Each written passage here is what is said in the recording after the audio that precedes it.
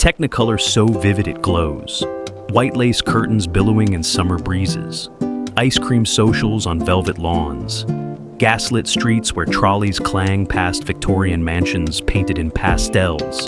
Peach, rose, and butter yellow. This is Meet Me in St. Louis, often replicated, never duplicated, even 80 years after it was filmed. This 1944 masterpiece invented the American family musical.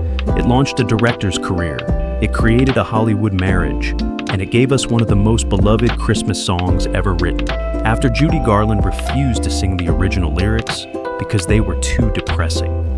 Let's dive into the film that looks like pure innocence but hides fascinating stories in every frame. Secret 20. Judy Garland and director Vincente Minnelli fell in love during filming and created Liza Minnelli. This is the big one, the story behind the story.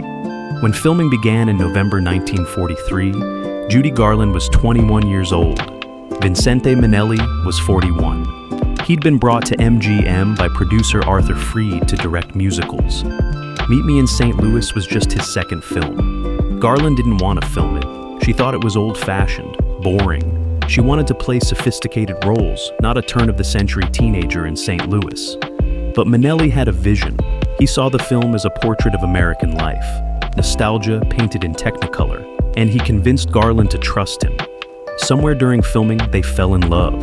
Not the Hollywood publicity kind of love. Real love. Quiet, complicated. On June 15th, 1945, 1 year after the film's release, they got married. Their daughter, Liza Minnelli, was born in 1946. She'd go on to become a legend herself, winning an Oscar for Cabaret in 1972. But the marriage between Judy and Vincente, it lasted only 6 years. They divorced in 1951. Still, Meet Me in St. Louis was the beginning, the film that brought them together. And their collaboration created some of the most beautiful moments in cinema history. And hey, if you're enjoying this video so far, go ahead and like the video and subscribe to the channel. It helps us keep making videos like this. Okay, secret number 19 is up next. Secret 19. The original lyrics to Have Yourself a Merry Little Christmas were so depressing. Judy Garland refused to sing them. Have Yourself a Merry Little Christmas is one of the most beloved holiday songs ever written. Warm, hopeful, comforting. But the original version? Dark, melancholic, almost unbearably sad. Composer Hugh Martin wrote lyrics like, Have yourself a merry little Christmas. It may be your last. Next year we may all be living in the past. And faithful friends who were dear to us will be near to us no more. This was 1944. World War II was still raging. Families were being torn apart. The lyrics reflected that reality. But Judy Garland read them and refused. She told Martin, If I sing that to little Margaret O'Brien, they'll think I'm a monster. The scene required Esther, Garland, to comfort her heartbroken little sister, Tootie O'Brien, on Christmas Eve. The family is moving to New York. Their world is falling apart. Garland needed the song to be hopeful, not devastating. So Hugh Martin rewrote it, changed the lyrics to, Have yourself a merry little Christmas. Let your heart be light. From now on, our troubles will be out of sight. And someday soon, we all will be together, if the fates allow. Until then, we'll have to muddle through somehow. Still bittersweet, but with hope. When Garland sang it on set, the crew went silent. Some cried. Director Vincente Minnelli later said it was one of the most emotionally powerful moments he'd ever witnessed. The song became a standard, recorded hundreds of times, played every Christmas for 80 years, all because Judy Garland insisted on hope. What's your favorite Christmas song? Let us know in the comments. Secret 18. Judy Garland didn't want to make the film. She thought it was beneath her. By 1944, Judy Garland had starred in The Wizard of Oz. She was a major star. She wanted grown-up roles. When MGM assigned her to Meet Me in St. Louis, she was furious. She thought it was a boring period piece. No edge, no sophistication. She tried to get out of it and asked producer Arthur Freed to reassign her. Freed refused. He believed in the project, and he believed Minnelli could make something special. Garland reluctantly agreed. And then, during filming, something changed. She fell in love with the material, with Minnelli's vision, with the warmth of the story. Years later, she called it one of her favorite films. Secret 17. Margaret O'Brien was only 7 years old and cried on command. Using glycerin, Margaret O'Brien played Tootie, the youngest Smith sister. She was 7 years old during filming, and she had to cry a lot. The snowman scene, the Christmas Eve scene, multiple emotional breakdowns. How did a 7-year-old deliver such convincing tears? Technique.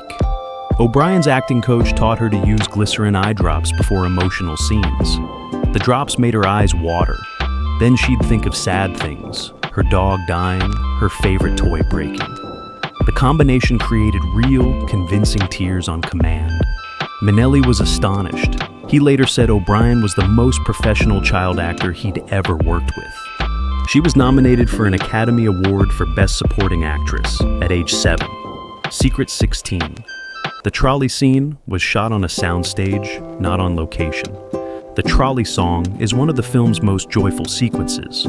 Judy Garland belts out the song while riding a trolley through turn-of-the-century St. Louis. It looks like they're moving, like they're outdoors. But it was all shot on a soundstage at MGM's Culver City lot. The trolley was stationary.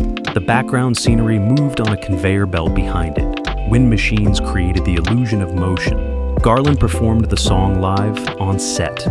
No lip-syncing. She sang while dancing on a moving platform, surrounded by extras with cameras rolling. It took days to perfect, but the result looks effortless. Secret 15. The film cost $1.7 million, a massive budget for 1944. In 1944, $1.7 million was an enormous budget.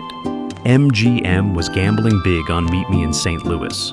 Why so expensive? The Technicolor cinematography, the elaborate sets recreating turn-of-the-century St. Louis, the costumes, the cast of hundreds. Producer Arthur Freed convinced the studio it would pay off. He was right. Meet Me in St. Louis earned $7.5 million at the box office, one of the biggest hits of 1944. Vincente Minnelli. Obsessed over every detail, including the ketchup bottle, Vincente Minnelli was a perfectionist. He controlled every visual element. In one scene, the Smith family eats dinner. On the table, a ketchup bottle. Minnelli researched what ketchup bottles looked like in 1903, found the exact design, had props replicated. Most audiences would never notice. But Minnelli believed authenticity mattered. That obsession with detail is why the film still feels immersive 80 years later. Secret 13. The Halloween sequence was considered too dark for a family film. The Halloween sequence, where Tootie and her friends terrorize the neighborhood, was controversial during production.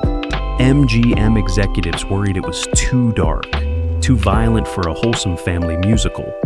Tootie throws flour in people's faces. The kids sing about killing neighbors. It's chaotic and slightly unsettling, but Minnelli fought to keep it. He argued it showed the reality of childhood, the wildness, the imagination. The executives reluctantly agreed, and the sequence became one of the film's most memorable. Secret 12. The Boy Next Door was written specifically for Judy Garland's voice. Composer Hugh Martin and Ralph Blaine wrote The Boy Next Door specifically for Judy Garland. They tailored the melody to her range, the phrasing to her style. Garland recorded it in one take. Perfect. No retakes needed. It became one of her signature songs. Secret 11. Tom Drake, the boy next door, was incredibly shy and nervous around Garland. Tom Drake played John Truitt, the boy next door Esther falls for. He was 25 years old, relatively unknown, and terrified of Judy Garland. During their romantic scenes, Drake would stumble over his lines, blush, avoid eye contact. Minnelli found it charming. He encouraged Drake to stay nervous. It made the character more authentic. Drake later said, working with Garland was the most intimidating experience of my career. A Secret 10. Mary Astor, Mrs. Smith, was going through a divorce during filming. Mary Astor played the warm, loving Mrs. Smith. But off camera, her life was falling apart. She was going through a messy divorce, custody battles, tabloid scandals. She later said playing Mrs. Smith was therapeutic, a chance to escape into a fantasy of domestic bliss. Her performance is gentle, understated, one of the film's emotional anchors. Secret 9. The film was based on a series of short stories in The New Yorker. Meet Me in St. Louis wasn't an original screenplay. It was adapted from a series of short stories by Sally Benson published in The New Yorker in 1941 to 1942. The stories were semi-autobiographical. Benson grew up in St. Louis at the turn of the century. She sold the rights to MGM for $25,000, a modest sum considering the film's success. Secret 8. Lucille Bremer Rose Smith was a dancer, not an actress. Lucille Bremer played Rose, Esther's older sister. She was primarily a dancer. Acting was secondary. Minnelli cast her because of her grace, her elegance. But her line delivery was stiff. Most of her scenes were cut or minimized in editing. Garland became the clear focus. Bremer's career never took off. She retired from acting in 1948. Secret 7. The film's cinematographer, George Folsey, used a new Technicolor process. Cinematographer George Folsey experimented with Technicolor to create the film's warm, nostalgic glow. He used soft focus for certain scenes, diffused lighting for the Christmas Eve sequence. The result? A film that looks like a memory.